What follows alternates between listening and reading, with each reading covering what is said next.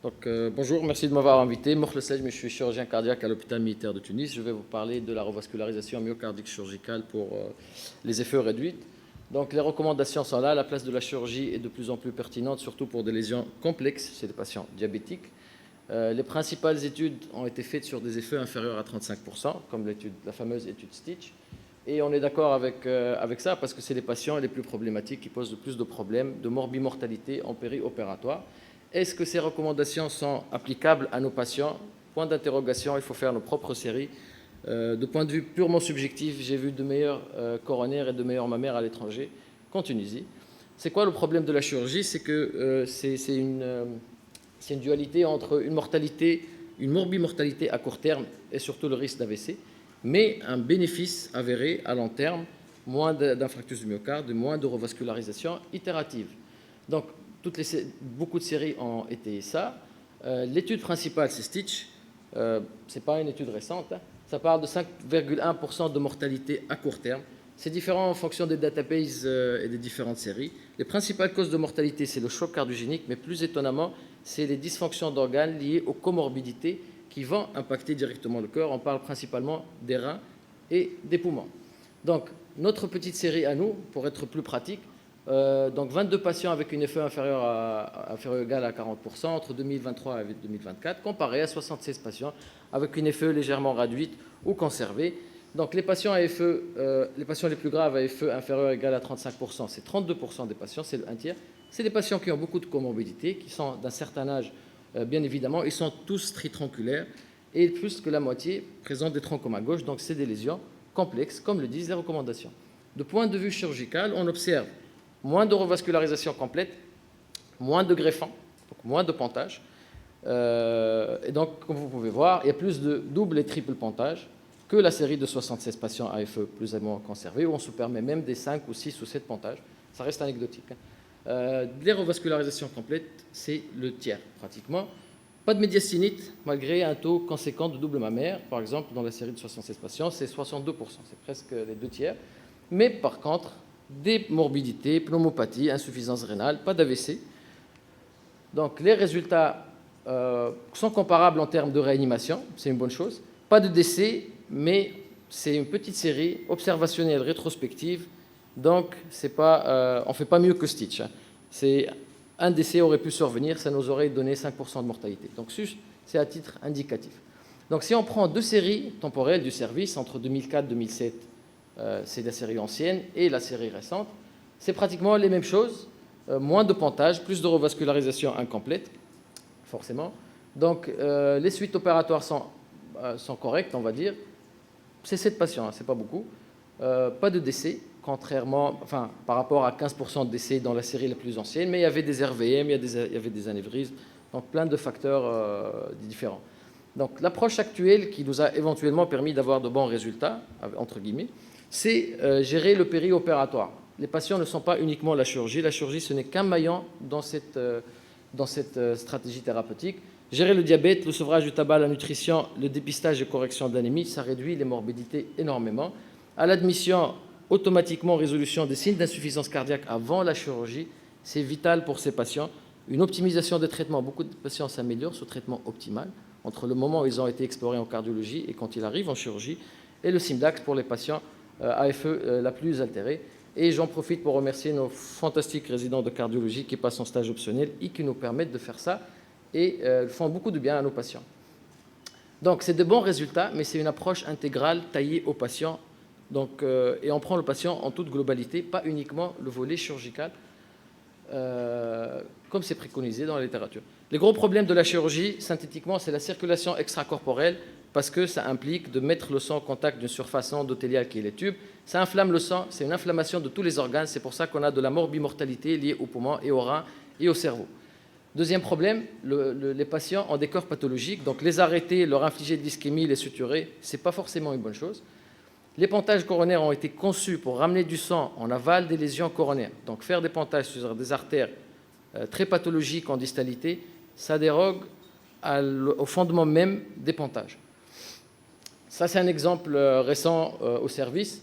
Et vous pouvez voir, l'IVA, elle est multisténosée. On a même une mauvaise distalité. On a un petit segment qui est valable Et on se pose la question, est-ce que ce patient va profiter du pontage si on fait le pontage entre plusieurs lésions? Donc ça va, plus c'est une effet réduite, donc ça va induire un risque opératoire pour une pertinence discutable. Donc les patients, ce n'est pas uniquement le cœur, c'est plein de comorbidités qu'il faut gérer. Ils sont très vulnérables à cause de leurs comorbidités, pas uniquement à cause du cœur. Et quand ces comorbidités sont gérées, vous voyez les résultats qui suivent. Donc rapidement, les questionnements logiques après la chirurgie. Pourquoi ne pas éviter la CEC? Ça réduit beaucoup de problèmes. Faire beaucoup ou faire peu? Revascularisation complète versus revascularisation incomplète. Est-ce qu'il faut faire l'IVA à tout prix? Pour des patients qui sont très fragiles, quel greffon? Et éventuellement les stratégies hybrides. L'expertise est au centre de tout ça. Donc, pour la chirurgie à cœur battant, la promesse, c'est quoi? C'est avoir moins de morbidité et de mortalité à court terme pour contrecarrer les problèmes de la circulation extracorporelle. Dans toutes les études les plus influentes, vous trouvez le niveau d'expertise. Et c'est des chirurgiens qui font beaucoup de cas annuels. Donc, l'expertise est au centre de tout ça. Et les résultats sont tempérés par cette expertise. Qu'est-ce que ça donne concrètement? Moins de mortalité, éventuellement, moins de morbidité, mais plus de revascularisation incomplète et moins de greffons. Donc, ça résout des problèmes, mais ça crée d'autres problèmes. Le pontage à cœur arrêté fait mieux en termes de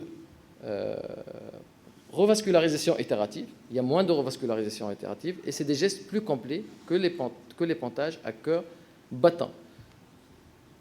Et les séries offrent des résultats très discutables pour ces patients. Donc, il y a des résultats comparables à la limite, même à long terme, entre les deux techniques. Donc, le principal apport du corps battant, c'est le post-opératoire immédiat pour ces patients, moyennant des revascularisations moins complètes et des gestes itératifs à long terme. Donc, ce n'est pas une solution miraculeuse. Et les recommandations sont là pour dire que le off-pump devrait être proposé entre des mains expertes, donc un fort volume opératoire, et pour des aortes éventuellement hostiles. Et ça, c'est un exemple d'aorte hostile. Je ne sais pas si vous comprenez un peu. Ça, c'est une aorte. Ça, c'est l'aorte qui est ouverte ici. Bon, c'est post-mortem, hein, vous imaginez. Et ça, c'est une grosse plaque d'athérome à l'intérieur qui s'est décollée à cause de cette aorte hostile.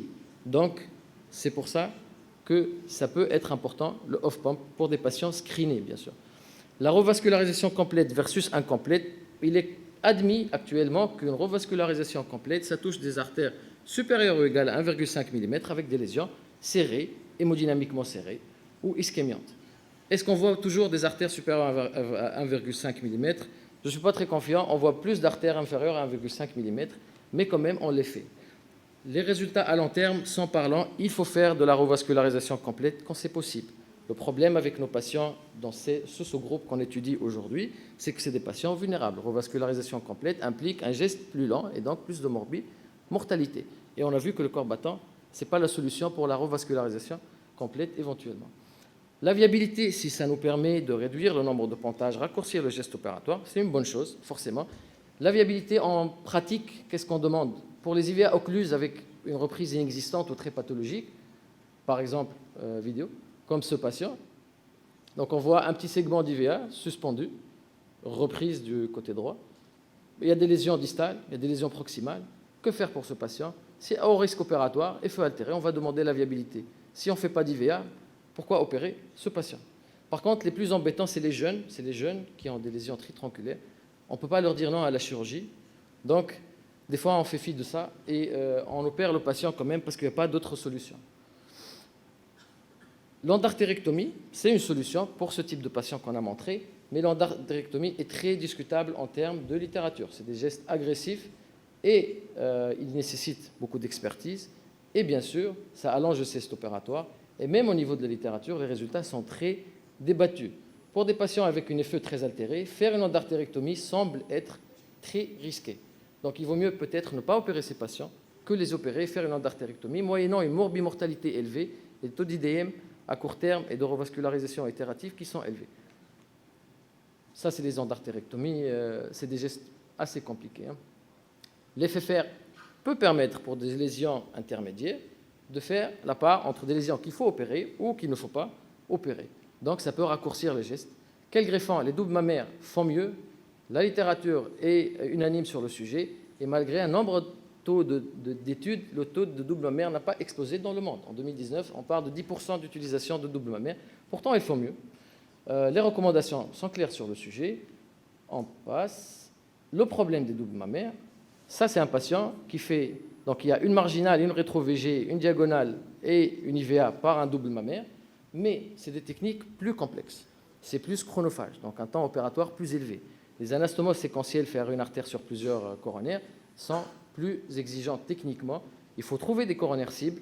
Le myocarde en péril avec ce type de montage est problématique. Sur une anastomose qui se thrombose, tout le montage peut être mis en péril à cause de ça. Pas de médiastinite, on en a parlé, il faut bien sélectionner le patient. Ce n'est pas un problème honnêtement concret. Et il y a des cœurs qui sont très hostiles à ce type de chirurgie. Donc double mammaire, les patients avec les feux les plus altérés, inférieurs à 30%, ne bénéficient pas des doubles mammaires à long terme, parce que probablement, ils ne vont pas survivre jusqu'à voir les bénéfices des deux mammaires. Donc c'est à considérer. Pour les effets intermédiaires, 30 à 50%, c'est ceux qui bénéficient le plus à long terme. La radiale, c'est un bon greffant, bon deuxième greffant. En Tunisie, je pense que le système de prélèvement endoscopique va être diffusé à grande échelle et on va pouvoir enfin en profiter et ça va remettre la radiale à l'ordre du jour. Les effets les plus altérés ne profitent pas forcément de la radiale parce que, pareil, ils ne vont pas profiter à long terme. Donc la radiale est très versatile et peut être utilisée de plusieurs façons. Donc la Vensafène reste une solution pratique pour beaucoup de patients et qui est très versatile et qui surtout est utilisée actuellement pour les réseaux droits. Parce que les réseaux gauches, si on peut faire un double mammaire, le problème est résolu. Utiliser la mammaire droite pour le réseau droit n'est pas forcément une bonne chose. C'est très discutable. Pour des lésions pareilles, par exemple, on peut adresser les patients pour une technique hybride. Éviter d'utiliser la veine qu'on sait qui n'est pas faite pour recevoir un flux artériel et qui va probablement dégénérer rapidement. Pourquoi pas envoyer ces patients pour une stratégie hybride. Et c'est des bonnes indications, c'est des lésions courtes et dilatables. Et ça ouvre la voie à des chirurgies mini-invasives. On peut faire l'IVA et le réseau gauche par une mini-incision et faire complément par traitement endovasculaire. Pour finir, les effets réduits, c'est des formes complexes ou centriques, la fonction cardiaque, les comorbidités, les caractéristiques des patients et leur anatomie. C'est une discussion médico-chirurgicale très active. La chirurgie a une place importante, quelles que soient les modalités thérapeutiques, mais il faut une approche rationnelle et raisonnable pour gérer cette mortalité précoce importante. L'expertise est au centre de ce sujet pour le corps battant, pour l'endartérectomie, pour la revascularisation complète. Et bien sûr, pour finir, les recommandations sont claires sur la formation de nos jeunes qui vont voir dans quelques années, qui vont prendre de plein fouet l'évolution et la transition épidémiologique de la maladie coronaire. Il faut les préparer, il faut les entraîner parce qu'ils auront probablement des lésions plus complexes et beaucoup plus de ce genre de patients. Et merci.